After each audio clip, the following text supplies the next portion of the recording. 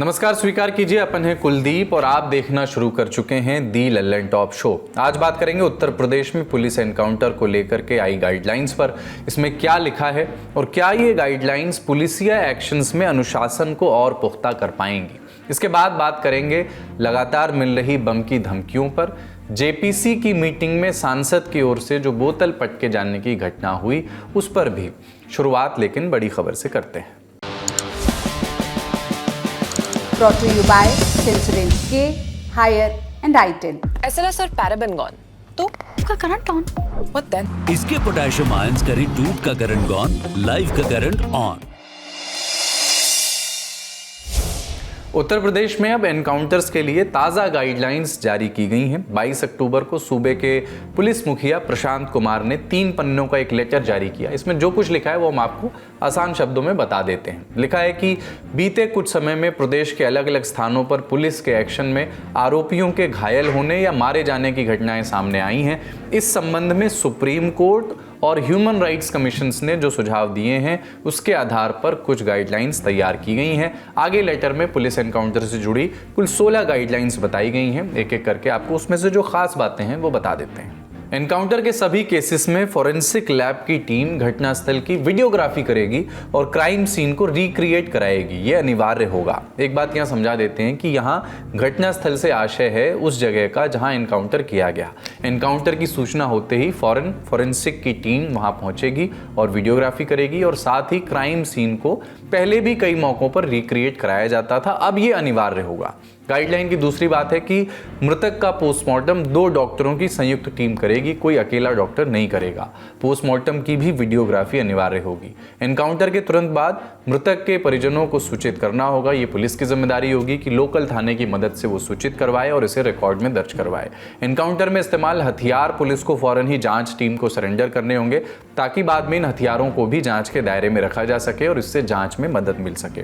जिस इलाके में एनकाउंटर हुआ है वहां के थाने की पुलिस इसकी जांच नहीं कर सकेगी। एनकाउंटर में जिस रैंक के पुलिसकर्मी शामिल थे उस रैंक से ऊपर के अधिकारी ही एनकाउंटर की जांच कर सकेंगे। अगर एनकाउंटर में आरोपी घायल हुआ है तो जांच रिपोर्ट में उसकी मेडिकल रिपोर्ट लगेगी। साथ ही एनकाउंटर में शामिल पुलिसकर्मियों की भी मेडिकल रिपोर्ट लगेगी।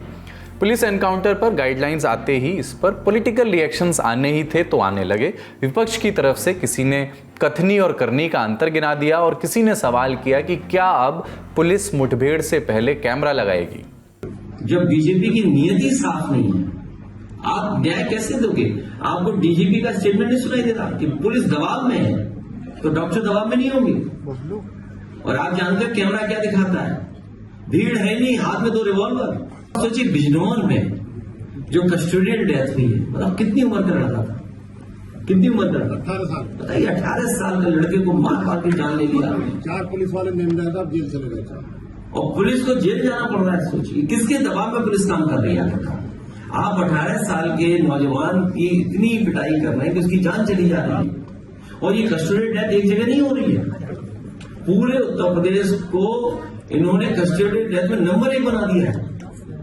कस्टोडियल डेथ में नंबर 1 है, फेक एनकाउंटर में नंबर 1 है। अब उत्तर प्रदेश की सरकार का ये कहना कि एनकाउंटर स्थल का वीडियोग्राफी कराया जाए, ये बहुत ही हास्यास्पद उनका गाइडलाइन है। मान लीजिए कि 5 पुलिस वाले हैं, सामने से एनकाउंटर शुरू हो गया, फायरिंग हो रही है, तो उसमें कोई एक वीडियोग्राफी तो करेगा नहीं। आप अगर वीडियोग्राफी की बात कर रहे हैं, इसका मतलब है कि आप मानते हैं और अब तक करते आ रहे हैं जितने भी एनकाउंटर हैं उसमें लोगों को आपने पहले से रखा हुआ है और ले जाकर के मार देते हैं। सरकार की तरफ से अभी तक इस पर कोई प्रतिक्रिया नहीं आई है और पुलिस को जो कहना था वो उन्होंने 3 पन्नों के इस लेटर में कह ही दिया इन गाइडलाइंस में। अब एनकाउंटर गाइडलाइंस पर आगे की बात। सवाल ये भी है कि सूबे में एनकाउंटर्स को लेकर के गाइडलाइन लाने की ज़रूरत आखिर क्यों पड़ी। इसके 2 जवाब हो सकते हैं। पहला, उत्तर प्रदेश में पुलिस एनकाउंटर को लेकर के लगातार उठते सवाल, और दूसरा, कोर्ट में लगी एक रिट पिटीशन। दोनों जवाबों को विस्तार से समझते हैं। सितंबर 2024 में उत्तर प्रदेश पुलिस ने योगी आदित्यनाथ सरकार के कार्यकाल में हुए कुल एनकाउंटर का डेटा जारी किया था। इसके मुताबिक 2017 से अब तक उत्तर प्रदेश पुलिस ने 207 कथित अपराधियों का एनकाउंटर किया। एक दूसरा डेटा भी है जो केंद्रीय गृह मंत्रालय ने फरवरी 2022 में संसद में बताया था। इसके मुताबिक जनवरी 2017 से जनवरी 2022 के बीच पूरे देश में 655 लोगों की मौत पुलिस एनकाउंटर में हुई। इसमें सबसे ज्यादा 191 मौतें 191 छत्तीसगढ़ में हुई, जो नक्सल प्रभावित प्रदेश है, और इसके बाद नंबर आता है उत्तर प्रदेश का, जहां 117 मौतें एनकाउंटर में हुई। उत्तर प्रदेश की योगी आदित्यनाथ सरकार इन नंबर्स को अपराध पर लगाम लगाने के तरीके के तौर पर सामने रखती है, आभूषण की तरह इस आंकड़े को ओढ़ती है, और सरकार का यही कहना रहा है कि कोई अपराध करेगा तो अगले चौराहे पर उसको यमराज मिलेंगे। लेकिन कुछ एक बार विपक्ष इन एनकाउंटर्स के पक्षपातपूर्ण या फर्जी होने के आरोप लगाता रहा है। राष्ट्रीय मानवाधिकार आयोग यानी NHRC की एक रिपोर्ट के मुताबिक 1 जनवरी 2015 से 20 मार्च 2019 के बीच उसे देश भर से फेक एनकाउंटर से जुड़ी 211 शिकायतें टोटल मिली। शिकायतें, इनमें से सबसे ज्यादा 57 शिकायतें आंध्र प्रदेश से आईं। दूसरे नंबर पर रहा इन शिकायतों के मामले में उत्तर प्रदेश, जहां से 39 शिकायतें दर्ज कराई गईं। ये जो सवाल उठे, इनके कुछ और भी आधार रहे। 22 अगस्त 2018 को इंडियन एक्सप्रेस में एक रिपोर्ट छपी। इसमें लिखा था कि यूपी पुलिस के कुछ एनकाउंटर के मामलों में एक ही तरह के FIR रहे और घटनाओं की जानकारी, घटनाओं के ब्यौरे भी एक जैसे ही रहे। तब अखबार ने एनकाउंटर को लेकर के दर्ज 20 FIR और 21 मौतों की पड़ताल की थी। पाया था कि इनमें से कम 12 FIR में पुलिस ने दर्ज किया कि अपराधियों को एक मुखबिर से टिप मिलने के बाद इंटरसेप्ट किया गया। अपराधी मोटरसाइकिल पर पहुंचे, पुलिस ने पीछा किया तो वो फिसले, गिरे और फायरिंग शुरू की। 11 FIR में पुलिस ने लिखा कि उन्होंने सिखलाए गए तरीके से काम किया। 18 FIR में पुलिस ने लिखा कि उन्होंने अदम्य साहस दिखाया। एनकाउंटर के इन एक जैसे पैटर्न और एक जैसी भाषा ने सवालों को गहरा किया। उत्तर प्रदेश से कुछ ऐसे मामले भी सामने आए जब पुलिस पर पैसे, प्रमोशन या मेडल के लिए एनकाउंटर करने के आरोप लगे। 7 अगस्त 2018 को इंडिया टुडे ने उत्तर प्रदेश में कैश फॉर एनकाउंटर मामले का भांडाफोड़ किया था। स्टिंग ऑपरेशन हुआ था एक, जिसमें एक पुलिस वाले ने किसी को मारने के बदले 5-6 लाख रुपए लेने की मांग की थी। इस रिपोर्ट के छपने के कुछ घंटों के बाद ही तत्कालीन DGP OP सिंह ने 3 पुलिसकर्मियों को सस्पेंड कर दिया था।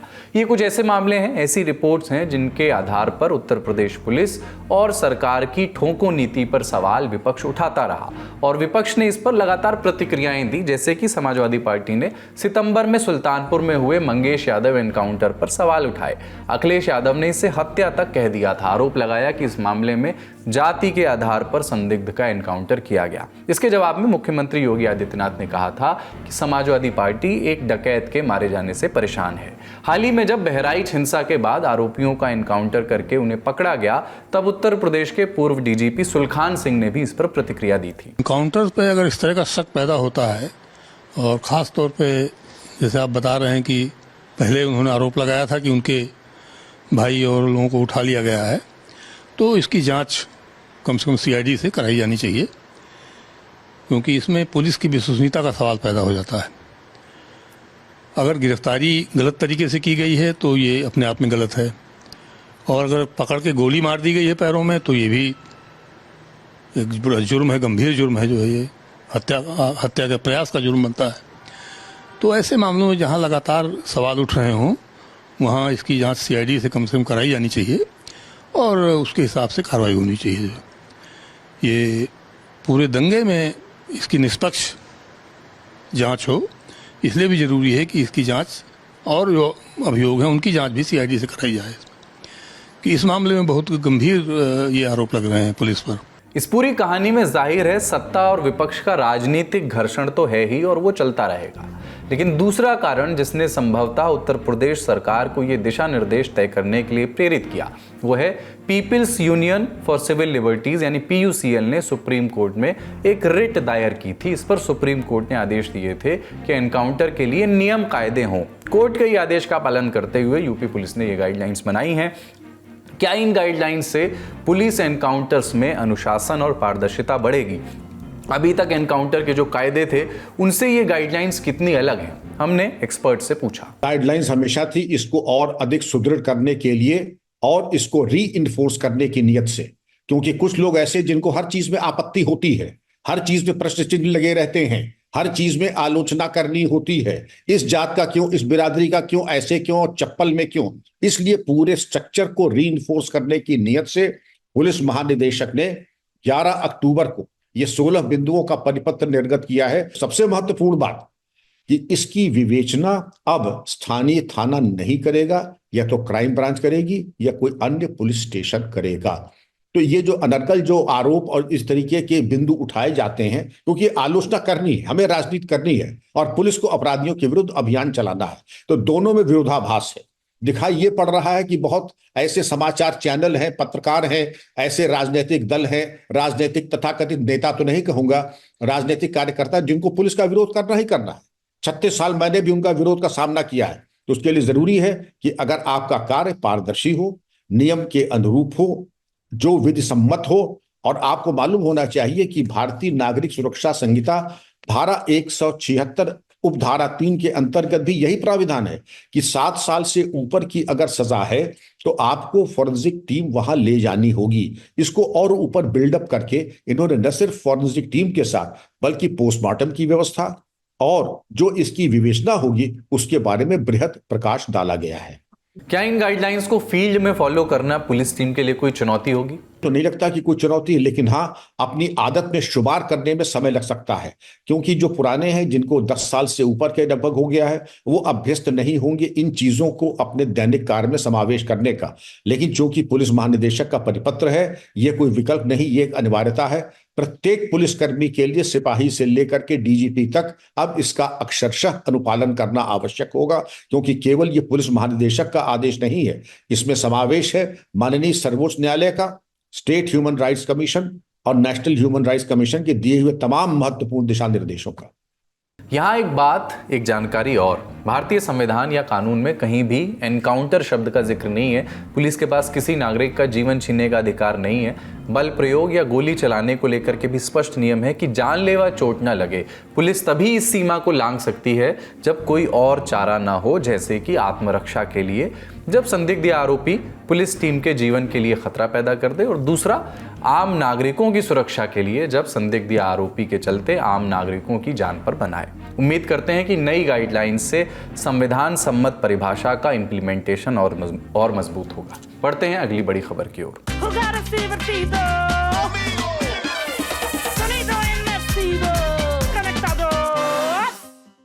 एक और दिन और बम की एक और धमकी। 21 अक्टूबर की देर रात फिर से 30 विमानों को बम से उड़ाने की धमकी मिली।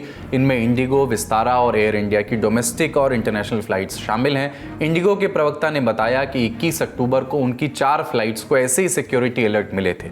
विस्तारा और एयर इंडिया के प्रवक्ताओं ने भी धमकी मिलने की पुष्टि की। बीते 8 दिनों में 120 से ज़्यादा विमानों को ऐसी धमकियाँ मिल चुकी हैं, और ये कोई हाल फिलहाल की बात नहीं है। पिछले काफ़ी समय से लगातार ऐसी धमकियाँ मिल रही हैं। जून में तो एक ही दिन में 41 हवाई अड्डों को धमकी वाला ईमेल आया था। अच्छी बात यह रही है कि अभी तक हर बार ये धमकियां झूठी निकली हैं, लेकिन अव्वल तो ऐसी धमकी जब भी मिले उसे हल्के में नहीं ले सकते। दूसरी बात यह है कि ये पता चलना भी जरूरी है कि बार बार ऐसी धमकियां कौन दे रहा है। 21 अक्टूबर को सरकार ने इन धमकियों पर विमर्श करने के लिए एक बैठक भी बुलाई थी। इसमें सिविल एविएशन मिनिस्ट्री और कथित तौर पर एनआईए के अधिकारी भी शामिल थे। Civil aviation minister Ram Mohan Naidu ने मीटिंग के बाद बताया था कि अंदर क्या क्या बातें हुई। खास बातें आपको बताते हैं। उन्होंने कहा था कि धमकियां भले ही फर्जी हैं, लेकिन इन्हें हल्के में नहीं ले सकते। हम इसके खिलाफ सख्त कानून लाएंगे। ये भी कहा था कि धमकी ऐसी जो दे रहे हैं उनके नाम, जिनका पता चलेगा कि जो ऐसी धमकी दे रहे हैं उनके नाम नो फ्लाई लिस्ट में डाले जाएंगे। ये भी कहा कि नागर विमानन सुरक्षा ब्यूरो यानी BCAS इस मुद्दे पर गृह मंत्रालय के संपर्क में बना हुआ है। Talk about the threats on the internet or the social media. There is IP address involved, and that is concerning many other agencies also. All of them have to be combinedly brought into this, and we are ensuring that there has to be a speedy process in terms of investigation in this.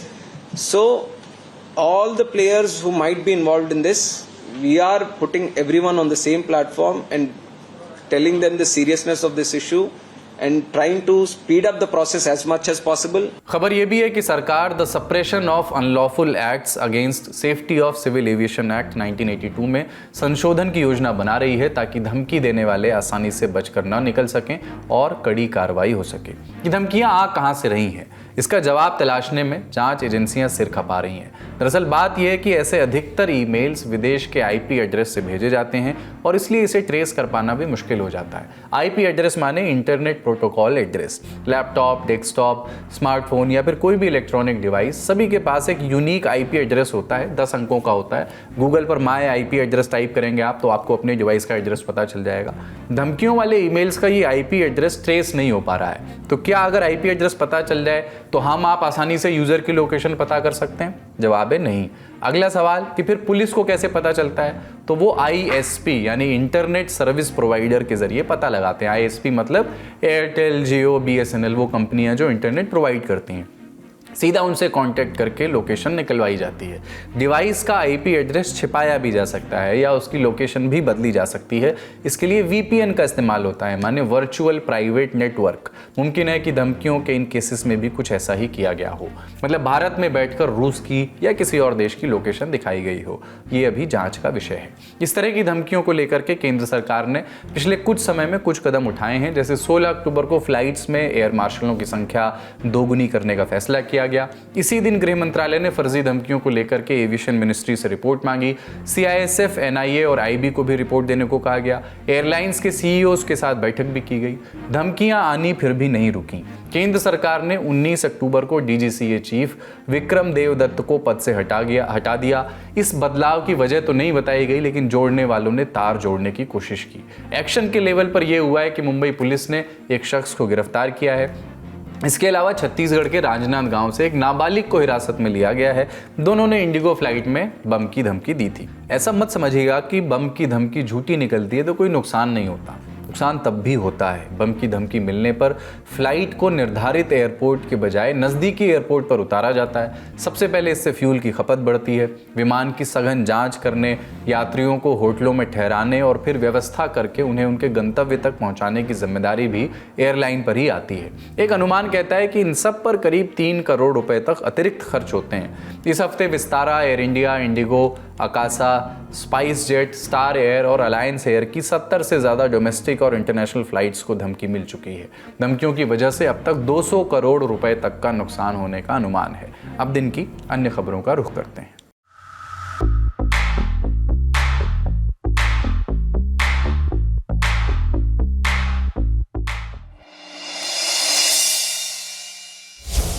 पहली सुर्खी है तमिलनाडु से। Deputy CM Udhayanidhi Stalin ने सनातन धर्म पर कुछ समय पहले की गई टिप्पणी पर माफ़ी मांगने से इनकार कर दिया है। स्टालिन ने अपने पुराने बयान पर 2 बातें कहीं। पहली कि मेरे शब्दों का गलत मतलब निकाला गया था। मैंने कहा था कि महिलाओं को पढ़ने नहीं दिया जाता, वो काम के लिए घरों से बाहर नहीं निकल पाती। अगर उनके पति की मौत हो गई है तो उन्हें भी मरना पड़ता है। पेरियार ने भी इन सब के खिलाफ बात की है, मैंने भी वही दोहराया। दूसरी बात, स्टालिन ने कहा कि सिर्फ तमिलनाडु में ही नहीं पूरे देश की कई अदालतों में मेरे खिलाफ मामले दर्ज हैं। मुझे माफ़ी मांगने के लिए कहा जा रहा है, लेकिन मैंने जो कहा उस पर आज भी कायम हूँ। मैं कलेगनार का पोता हूँ, माफ़ी नहीं मांगूंगा। उदयनिधि स्टालिन के सनातन धर्म वाले जिस बयान पर विवाद हुआ था वो 2 सितंबर 2023 को चेन्नई में दिया गया था।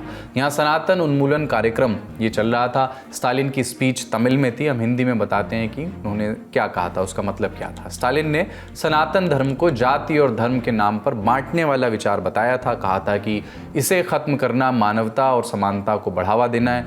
ये भी कहा था कि जिस तरह हम मच्छर, डेंगू, मलेरिया और कोरोना को खत्म करना चाहते हैं या करते हैं, उसी तरह सनातन धर्म का विरोध करना काफ़ी नहीं है। इसे समाज से पूरी तरह खत्म कर देना चाहिए। इस बयान पर तब भी काफ़ी विवाद हुआ था और अब स्टालिन ने माफ़ी मांगने से इस पर मना कर दिया है। विपक्ष को जाहिर है ये अच्छा नहीं लगा है। जो लोग सनातन पर सन की सियासत करते हैं उनको समय समय पर जो है वो इसका जवाब मिलता रहा है। अब अगर उनकी सनातन पर सन की सियासत ही उनका जो है वो सियासी USP है, तो ये बात समझ लें कि इस तरह की सन की सियासत उनका सुपड़ा साफ करेगी।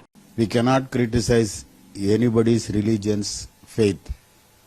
Whatever may be the thing, as a deputy CM of Tamil Nadu, he has to follow whatever the religion people follows their faith.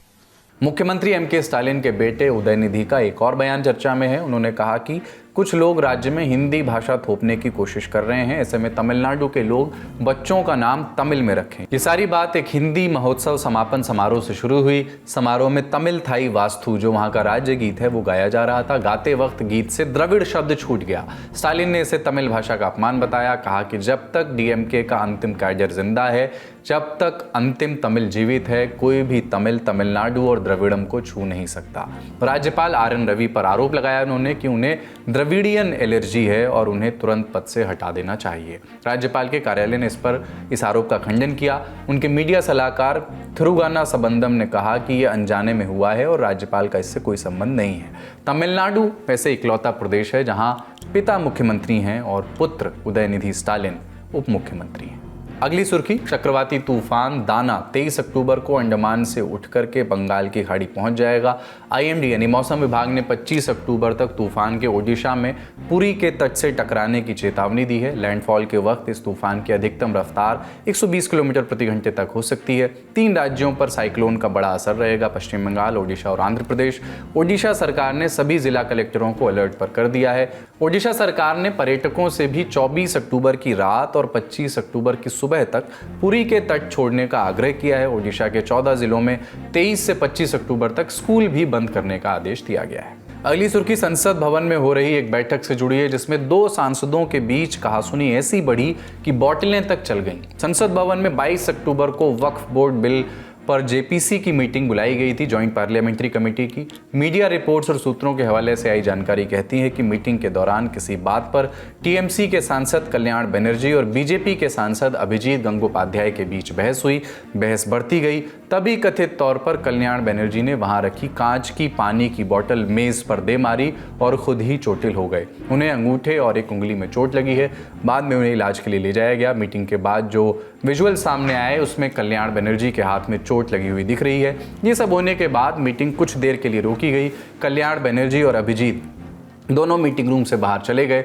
बाद में बनर्जी को AIMIM से सांसद असदुद्दीन ओवैसी और आम आदमी पार्टी के सांसद संजय सिंह मीटिंग रूम में वापस लेकर के गए। JPC के चेयरमैन और भाजपा सांसद जगदम्बिका पाल ने पूरे वाकये पर लोकसभा अध्यक्ष ओम बिरला को ब्रीफ किया। ओवैसी साहब ने कहा मैं 1 घंटे बोलूंगा, मैंने उनको 1 घंटे बोलने दिया। कोई चेयरमैन इतिहास में इतनी देर बैठक नहीं करेगा। मैं रोज सुबह 11 बजे से शाम को 5 बजे 6 बजे तक बैठक करता हूँ। ये पहली बार वो मेरे ऊपर अपने गुनाहों को छिपाने के लिए आरोप लगा रहे हैं। मैं किसी को बोलने का अवसर देता हूँ, बार बार अवसर देता हूँ।